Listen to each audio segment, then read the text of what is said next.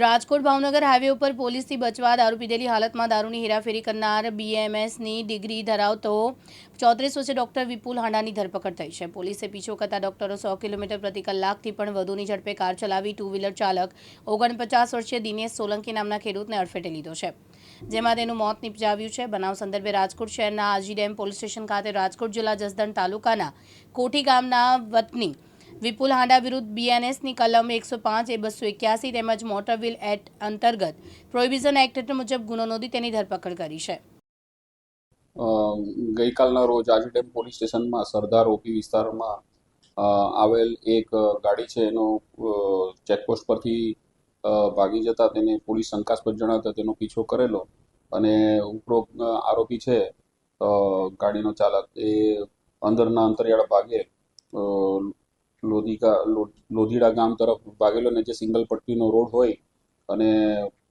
Police પણ તેનો શંકાસ્પદ જણાવતા પીછો કરતા તેને સામેથી આવતા એક મોટરસાયકલ ચાલક ઇસમ છે દિનેશ બચુ સોલંકી તેને ટક્કર મારેલી અને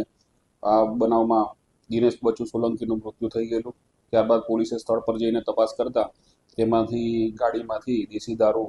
100 લીટર જેટલો અને 20,000 રૂપિયા જેટલો દેશી દારૂ મળેલો અને આ બાબતે આજી ડેમ પોલીસ સ્ટેશનમાં બીએનએસ કલમ 105 281 MV 77 184 તેમજ પ્રોહિએક્ટ 65E અને 98(2) મુજબનો ગુનો આ કામના જે ગાડીના ચાલક છે આરોપી વિપુલ ભાનુ હાંડા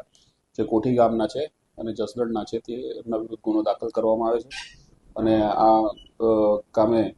પ્રોહી મુદ્દામાલ કબજે કરવામાં આવેલ છે, ગાડી કબજે કરવામાં આવેલ છે અને આગળની તપાસ ચાલુ છે.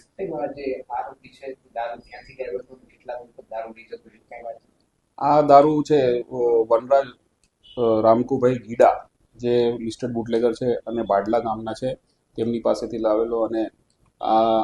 હાલમાં તપાસમાં પહેલી વખત લાવેલી એવું જણાવે છે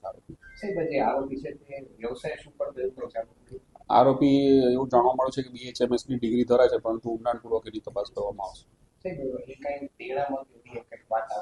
એવી પણ હકીકત જાણવા મળે છે પરંતુ તપાસ કરનાર અમલદાર તપાસ કરવામાં આવશે.